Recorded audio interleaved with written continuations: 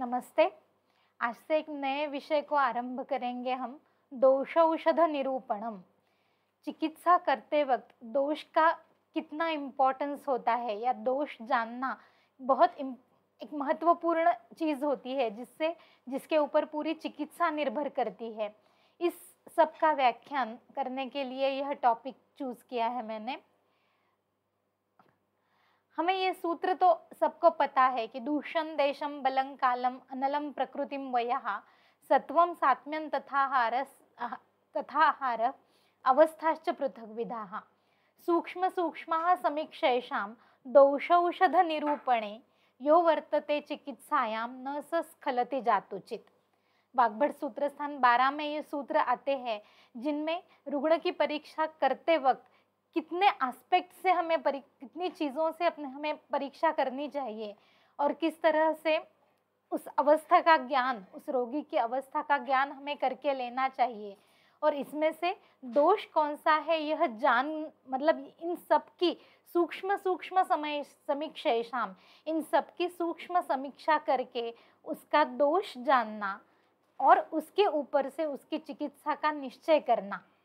अगर इस तरह से वैद्य अपना व्यवहार करता है तो वो अपनी चिकित्सा से कभी भी उसका स्खलन नहीं होता या उससे गलतियां नहीं होती।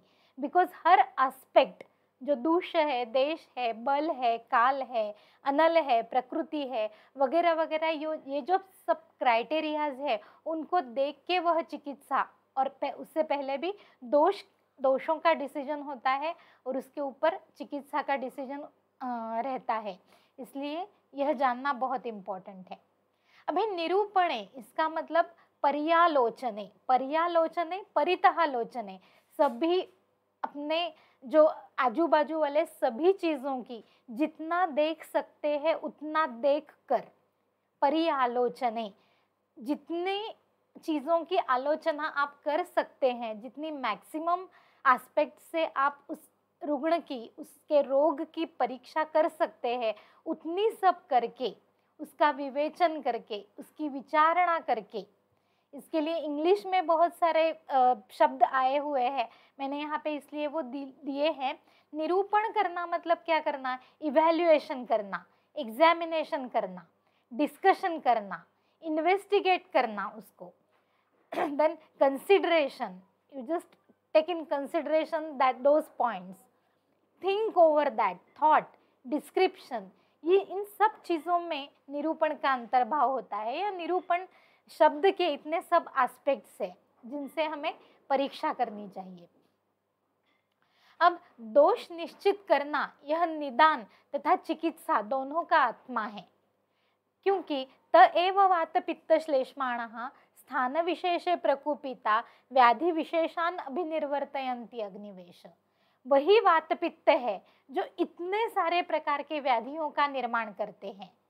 कैसे? तो स्थान विशेषे प्रकुपिता, उनका जो प्रकोपण स्वभाव है वह अलग अलग तरीके का है, उनकी मात्राएं अलग अलग होती है, अलग अलग स्थानों में उनका प्रकोप होता है, अलग धातुओं में, अलग दोषों के साथ संसर्ग या सन्निपात होकर, ऐसे अनेक एस्पेक्ट से व्याधि निर्माण होता है। लेकिन बेस क्या रहता है उसका? त एव वात पित्त श्लेष्माणः, वही वात पित्त और कफ दोष अलग अलग तरह से अनेकों व्याधियों का निर्माण करते हैं। उसी तरह से ये भी श्लोक हमें पता है कि स एव कुपितो दोषः समुत्थान विशेषतः स्थानांतराणि च प्राप्य जनयन्ति आमयान बहुन।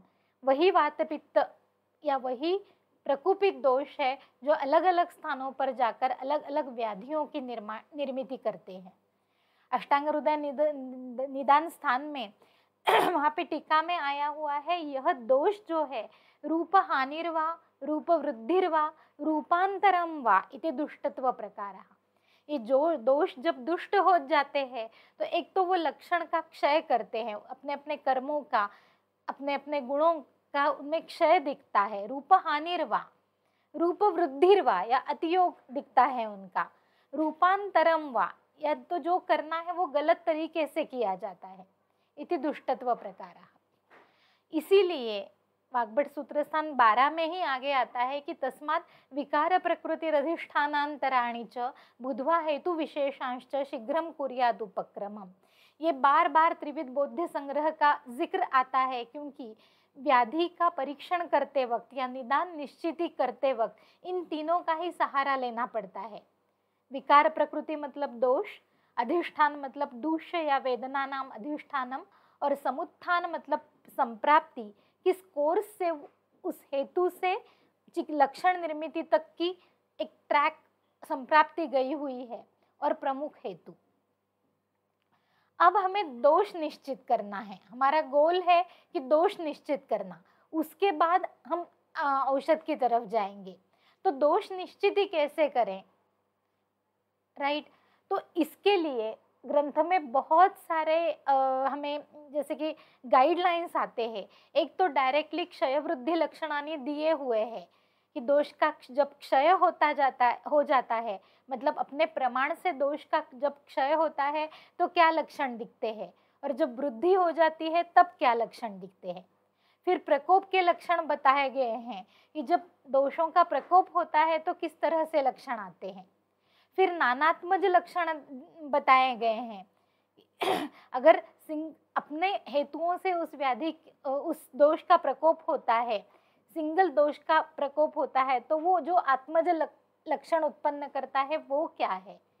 देन तत्त रोगोक्त दोषज लक्षण दिए हुए हैं, मतलब अगर ज्वर है तो वातज ज्वर के लक्षण, पित्तज ज्वर के लक्षण, कफज ज्वर के लक्षण, वातज अतिसार, पित्तज अतिसार, और इस तरह से उस रोग के उस दोष के लक्षण दिए हुए हैं। और प्रमुख हेतु संग्रह हमारे पास है जिसके ऊपर से हम दोष की परीक्षा कर सकते हैं। अगली स्लाइड में हम देखेंगे वो कि इति अशेष आमय व्यापी यदुक्तम दोष लक्षणम दर्शनाद्यैहि अवहितस्तत् सम्यक उपलक्षयेत्। व्याध्यवस्था विभागज्ञः पश्यन् आर्तान् प्रतीक्षणम।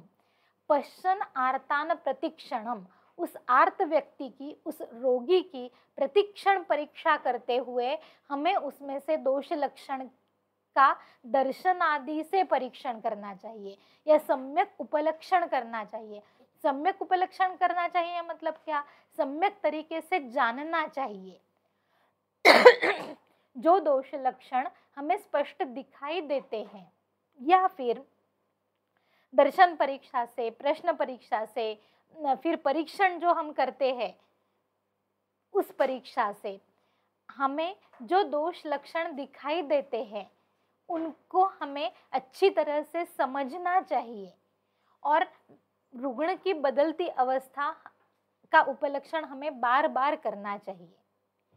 अब यह जो परीक्षा भाव है कि किन भावों का परीक्षण रुग्ण हमें करना चाहिए, उसका चरक इंद्रिय स्थान के पहले अध्याय में जो वर्णस्वरीय अध्याय है उसमें एक लिस्ट आती है शुरुआत में ही कि किन किन लक्षणों का रुग्ण की परीक्षा करें, मतलब उसके शरीर में हम क्या देखें, इसकी एक बड़ी लिस्ट वहाँ पे आती है जिसमें यह खलु वर्णश्च, स्वरश्च, संधयश्च, गंधश्च करके बहुत सारी लिस्ट आई हुई है।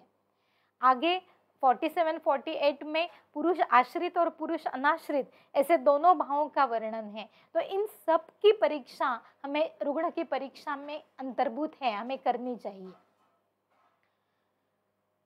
फिर दोष कैसे निश्चित करें, इसमें हेतुओं का बहुत बड़ा रोल है। चरक कहते हैं कि यह स्यात् रस विकल्पज्ञः स्याच्च दोष विकल्पवित्। कौन से गुण से वृद्धि होती है, हेतु सातत्य क्या है, कौन से हेतु का सतत सेवन उस रुग्ण में होता है, क्योंकि तथा विधेषु शरीरेषु वायु या कोई भी दोष आश्रयम गत्वा प्रकोपम आपद्यते। तो तथा विधेषु शरीरेषु, ये जो हेतु है वह उस शरीर को बनाते हैं। यज्जः पुरुषः तज्जः तस्य आमयः, जो हम सेवन करते हैं, जिस आहार का हम सेवन करते हैं, जिस विहार का हम सेवन करते हैं, उसी तरह का हमारा शरीर बनता है। अगर हम रुक्ष गुण का सतत सेवन करें तो हमारा शरीर रुक्ष बनता है, हमारे शरीर में रुक्ष गुण से वात का प्रकोप होता है। गुण नहीं बढ़ता, द्रव्य ही बढ़ता है। गुण कभी नहीं बढ़ते, द्रव्य ही उसमें बढ़ते हैं, लेकिन वो उस गुण से बढ़ते हैं। सो तथा विधेषु शरीर, अगर कोई एक व्यक्ति है जो अध्वगमन यह इसका हेतु है, या प्रवास यह उसका हेतु है, तो उसके शरीर में उस हेतु जनित जो रुक्ष गुण है, जो खर गुण है, वो खरत्व है, वो बढ़ेगा। मतलब उस हेतु के अभ्यास से, सतत सातत्य से, हेतु से की सातत्य से उसी तरह का शरीर बन जाता है। सो इसलिए हमें वह हेतु क्या है यह जानना बहुत जरूरी होता है। फिर विमान स्थान में 8वें अध्याय में सूत्र आता है कि दोष प्रमाण ज्ञानम तो अपचार विशेषण परीक्षित। तो अपचार कैसा है, कितनी उसकी मैग्नीट्यूड है, मतलब हेतुओं की कितनी मैग्नीट्यूड है, उसके ऊपर से हमें दोषों की मैग्नीट्यूड देखनी चाहिए। अपचार का या हेतुओं का जितना प्रमाण है, उस प्रमाण से हमें दोषों का प्रमाण जानना चाहिए, न कि केवल लक्षणों से। क्योंकि ऐसा भी होता है कि कई बार वो लक्षण पूरी की पूरी तरह से मैनिफेस्टेशन उनका नहीं होता है, लक्षण पूरी तरह से आते नहीं हैं हमारे सामने, वो हिडन रहते हैं या व्यक्त नहीं रहते, अव्यक्त स्वरूप में रहते हैं, या उनका मास्किंग हुआ रहता है अलग अलग। क्योंकि इवन सपोज कोई स्टेरॉइड ले रहा है तो उसके शूल का मास्किंग हो जाता है। तो इस तरह से कई हेतु भी ऐसे होते हैं, कई लक्षण भी ऐसे होते हैं, या तो उनका मास्किंग होता है या पूरी तरह से व्यक्त ही नहीं होते।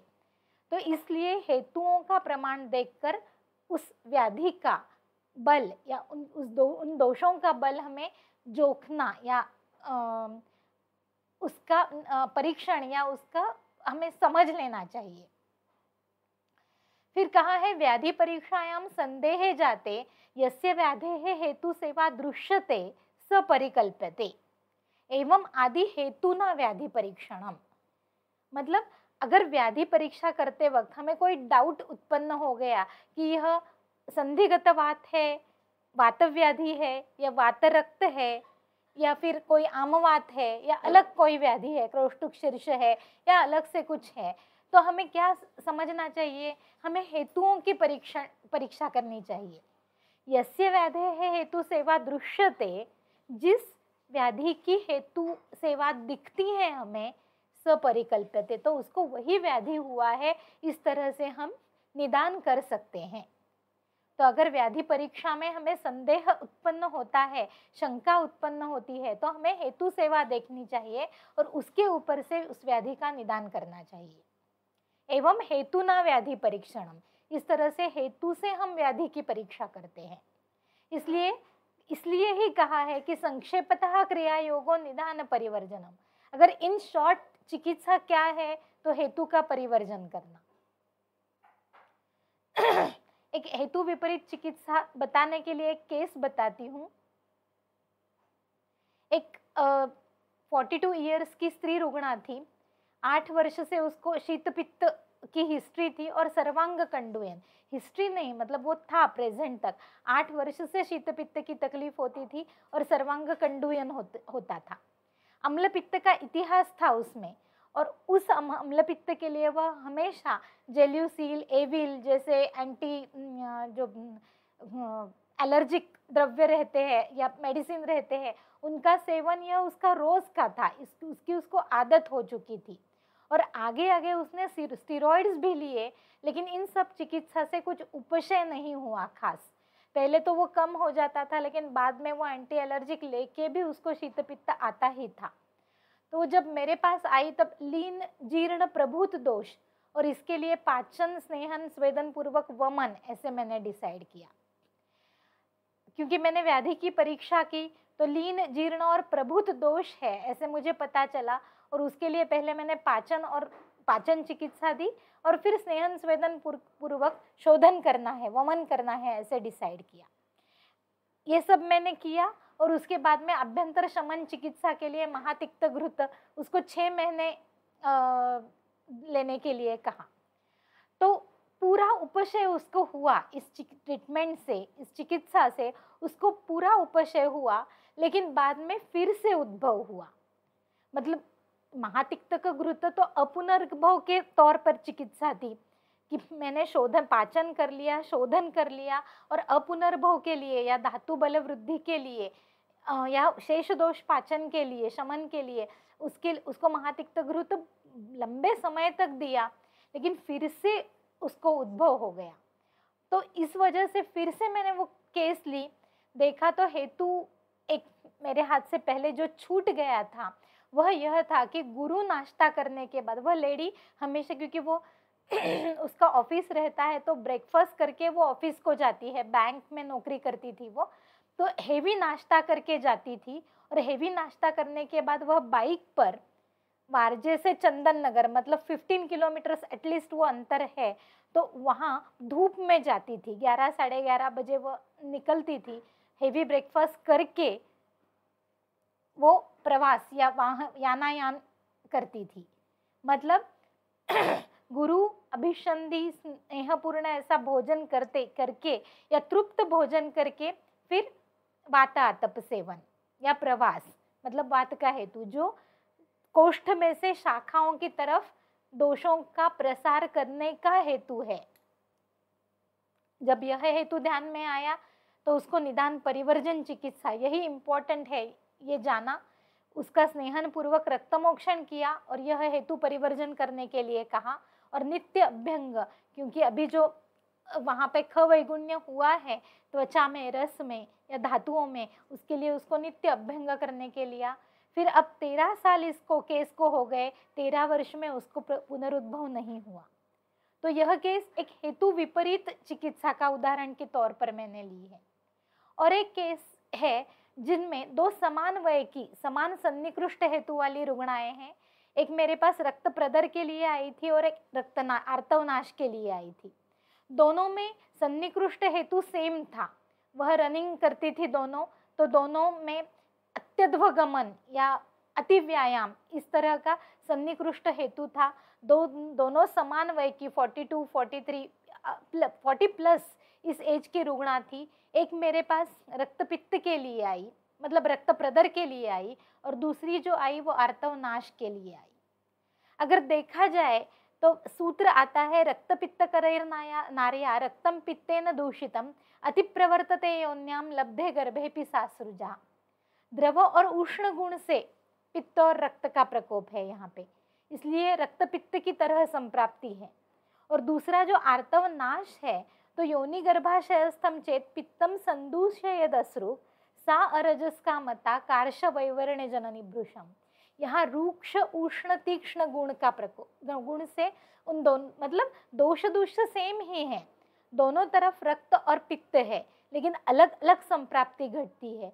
तो यहाँ पे तथा विधेषु शरीरेषु, तो एक जो थी रुग्णा उसमें अम्ल पित्त के हेतु थे सब, पहले द्रव अत्यंबुपान, अम्ल पित्त की हिस्ट्री होना, और दूसरी जो रुग्णा थी उसको रात्रि जागरण, चिंता, इस तरह के हेतु थे और अलग अलग संप्राप्ति, क्योंकि तथा विधेषु शरीरेषु अलग था।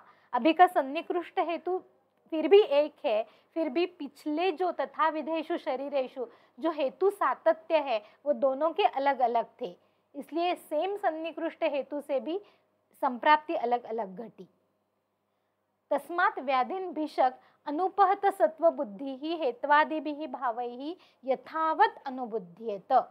इसलिए व्याधि का अवबोधन या समझ लेना, हमारे सामने बैठे हुए रुग्ण का व्याधि किस तरह से घटित हुई है संप्राप्ति, यह सब हमें हेत्वादि से, हेत्वादि भी भावैः, हेतु आदि जो भाव है उसे सम्यक अवबोधन उसका कर लेना चाहिए। हमारे सामने बैठे हुए रुग्ण के शरीर में किस तरह से वह संप्राप्ति घटित हुई है इसका अवबोधन हमें कर लेना चाहिए। Then only we could do the चिकित्सा, प्रॉपर चिकित्सा, तभी उसी के बाद ही हम सम्यक चिकित्सा कर सकते हैं। दोष प्रकोप हेतु, सन्निपात के हेतु, जो जिनके एड्रेसेस यहाँ पे दिए हुए हैं चरक निदान स्थान 1 में। फिर चरक चिकित्सा 7 में सूत्र आता है कुष्ठ विशेषैः दोषाः दोष विशेषैः पुनश्च कुष्ठानि ज्ञायन्ते तैः हेतुभिः हेतुस्तांश्च प्रकाशयति। कुष्ठ विशेष से आप दोष डिसाइड करें या फिर दोष किस हेतुओं की सेवा उसमें मिलती है, इस तरह से दोष निश्चित करे और उससे कुष्ठ विशेष जाने। हेतु अपने दोषों को और लक्षणों को प्रकाशित करती है और लक्षणों के ऊपर से भी आप दोषों को जांच सकते हैं इस तरह से। सो हेतु विपरीत गुण से चिकित्सा भी व्याधि के अनुसार दोषानुसार की जाती है। तो इतना सब देखने के बाद दोष निश्चित किस किस एस्पेक्ट से करें, उसका स्थान देखें, किस स्थान में दोषों का वास्तव्य है, मान देखें, कितनी मैग्नीट्यूड से प्रकोपित हुए हैं, उनकी अवस्था देखें, नव है, जीर्ण है, आशुकारी है, चिरकारी है, संचय प्रकोपादि किस अवस्था में वह है, उनकी गति देखें, ऊर्ध्व है, अधो है, तिर्यक है, मर्मास्थि संधि आश्रित है या कोष्ठाश्रित है, या उस तरह से उनका मैपिंग करें। फिर काल देखें, स्वतंत्र परतंत्र भेद से उनको देखें, किस गुण से वह बढ़े हुए हैं यह देखें, दोषों का बल कितना है यह उनके लक्षणों से देखें, उनके हेतुओं से देखें। फिर अनुबंधी दोष कौन से हैं, प्रधान दोष कौन सा है, अनुबंधी दोष कौन सा है, इस तरह का ज्ञान कर ले। फिर व्याधि का गुरुत्व और लघुत्व ये देखें। तो इन सब एस्पेक्ट से दोषों की परीक्षा करें। अब दोष बल या दोष मान, इसका परीक्षण बहुत महत्वपूर्ण है, क्योंकि यह चिकित्सा निश्चिति का एक महत्वपूर्ण निकष है।